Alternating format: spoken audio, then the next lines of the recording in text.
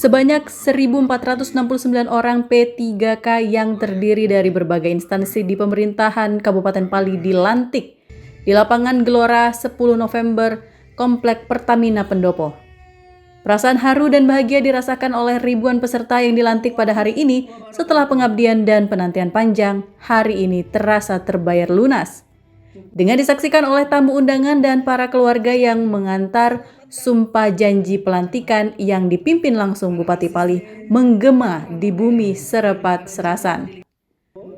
Bupati Pali Asgianto mengatakan dengan dilantiknya, para P3K ini diharapkan dapat membantu mengoptimalkan pelayanan di Kabupaten Pali dan dengan momen di Hari Kesaktian Pancasila ini, semoga semuanya bisa mengamalkan Pancasila yang merupakan ideologi bangsa.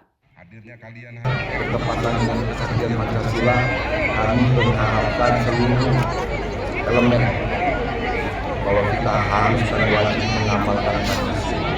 Ini jadi pesan-pesannya, jangan kita tahu Pancasila tapi sila 1 sampai sila 5 tidak pernah kita amalkan, tidak pernah kita pahami. Mudah-mudahan di momen ini menjadi tonggak sejarah untuk Kabupaten Pali.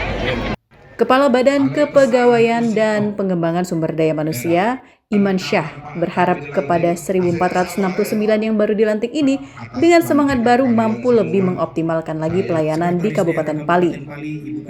Jadi semangat baru dengan bisa mengoptimalkan pelayanan publik dari pemerintah Kabupaten Pali ini ke depannya supaya lebih optimal lagi.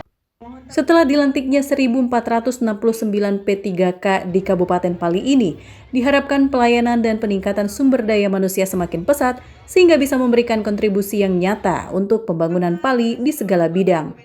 Sehingga tercapai Pali sejahtera menuju Indonesia Emas. Dari Kabupaten Pali, Sumatera Selatan, Bisrun Silvana Ainews melaporkan.